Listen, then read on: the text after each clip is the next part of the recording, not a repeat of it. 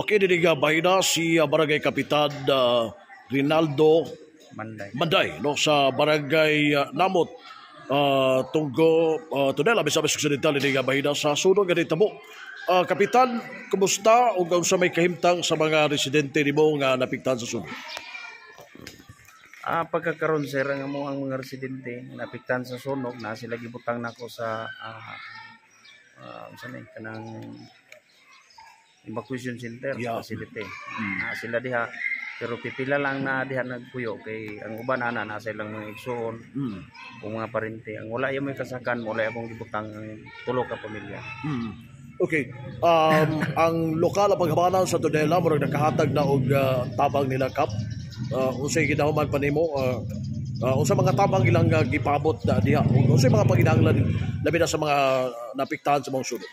Ang atuang lungsod sa Tudela, kauban sa among landong mayor, vice mayor ug mga sangguniang bayan, nakapadala na sila diri mga goods o katong mga voting para sa mga galamiton. So ang kulang lang diha karon kailangan mga panginahanglan kung maulaw mo istorya sa kinadaghanan tungod kay panginahanglan mo gid pud ni. Ang problema panty bra o grip kulang yun no?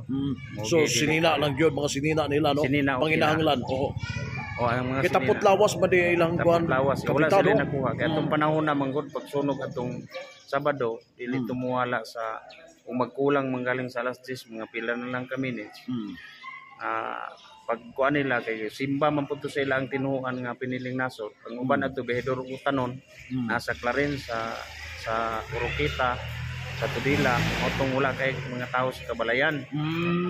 Pagkasunog wala iya moy napunit sila bisan gamay sa ilang mga utang. Tungod sa pag-ulbo sa kalayaw nga di na namo makaya og tabang. Wala miya moy kinanakit sa tuang bumbero tungod kay layo kayo ang among area. Dili makaya no. Dili basta-basta maabot dayon. Basta-basta maabot diha dayon og nami mga request tungod kay last barangay sakop sa among lungsod sa Tudela bisa may sustentan na himutangan sa amo ang barangay Tunggunam. Okay. Kining area hagap sa inyo ha sa diri sa Namot na pa may kanang na-train ba mo sa in terms sa pag-response og dingon susama nga hitabo nga sunog? Ang na-train kadami lang is mga barangay official pero wala pa ko kakandak og training gyud nga sa mga bipat mismo nimo. Sa mga bipat na may mga trainings. Gani usa sila nga nagresponde kauban natong mga kasunod-duruhan sa detachment mga kapugos composite na may apil na mga residente sa pagtinabangay pero sa among pagtinabangay pasalamat lang pud may kapag abot sa portion nga among gitabang sa blig kalayo wa na gid katabok sa pikas. So wala mo yung mga in terms sa kanay mga fire extinguisher no pang pamatay sa sunog aron nga maka dali ra no gawas sa tubig. Wala may ana iya mo sir. Possible kung sumapa sa Bureau of Fire Protection human ani no nag-donate training himuon nila in case of mga sunog may tabo no layo man gud inyong lugar no mismo kamo kay mo ang barangay magoy may first responder. So possible do mga training daw nyo himuon kap willing pod mo ana kanunay. Nanay amo ang plano sa council. Simple ang katun lang ipapangita na mga inaw ko ang budget para nga ma-budgetan na mo or maimbitar na mo ang taga BDR nga mo i-handle sa mong training. So, especially the Bureau of Fire Protection pod. Fire protection apel. So sa pagkakaroon pagkaon usa po na panginahanglan nila. Usa sa panginahanglan ng mga pagkaon pagkakaroon ikaduha ka adlaw pa man.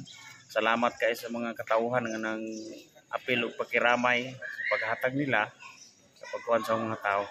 Na sila gipanghatag no. Pero kung na pa may mga sobra-sobra diha, mga kita sa atong ubang mga kaigsuonan, na mga kaluoy, malihog lang po tabang. Kinsa tong mga naa. Mga farmers na sila tanan kapitano kasagara na ding nasunugan. Yes sir. Kay mo may panginabuyan ninyo diri sa Tunggo. Mao. Mga mag-uma. Dayon usa man sila? Pabalikon pa ba sila og puyo diha napita? Magdepende sa kuan, magdepende sa ila ang kaugalingon. Mubalik sila dito, wala ko mahimo. Pero gabi lang ga session nami nag-allocate nami og yuta para paulian ako sa mga